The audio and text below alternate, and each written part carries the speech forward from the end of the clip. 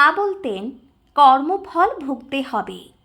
কর্ম হতেই সুখ দুঃখ সব। সংসারে দুঃখ সকলকেই পেতে হবে।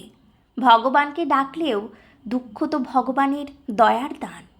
এক ভক্তের দুঃখ ভারাক্রান্ত মুখ দেখে মা বলেছিলেন, সংসারে দুঃখ কে না পেয়েছে বলো? বৃন্দে বলেছিল কৃষ্ণকে, কে বলে তোমায় দয়াময়?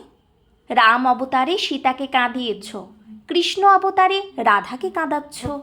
আর কংস কারাগারে দুঃখ কষ্টে দিনরাত কৃষ্ণ কৃষ্ণ করছে তোমার পিতামাতা।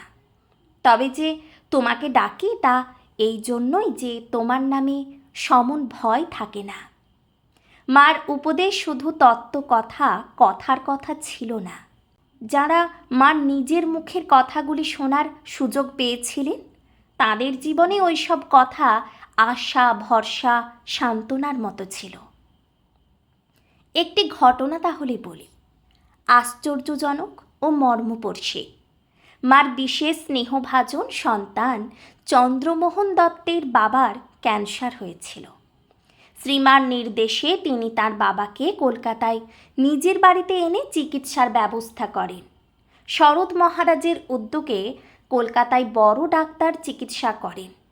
চন্দ্রমোহন বাবুর বাবার মৃত্যু সংবাদ পেয়ে মা লেখেন, তোমার পত্রে তোমার পিতার মৃত্যু সংবাদ শুনিয়া সুখী হইলাম, কারণ বৃদ্ধ বয়সে তোমার পিতা তোমাদের সকলকে রাখিয়া গঙ্গা লাভ করিয়াছেন। কোনো পুত্রকে তার পিতার মৃত্যু সংবাদ পেয়ে সুখী হয়েছি লেখা অস্বাভাবিক ঘটনা। যতই বয়স হোক না কেন, যতই রোগ যন্ত্রণায় ভোগের পরে মৃত্যু হোক না কেন, পিতৃ শোকে সাধারণ রীতি হল দুঃখ প্রকাশ করে সমবেদনা জানানো।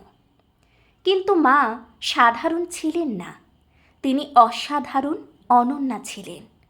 বৃদ্ধ বয়সে পিতার রোগ যন্ত্রণা ও পুত্র পরিবারের সেই যন্ত্রণা অসহায়ের মতো দেখা যে কত কষ্ট ও দুঃখজনক, তা শ্রীমার মাতৃহৃদয় অনুভব করেছিল।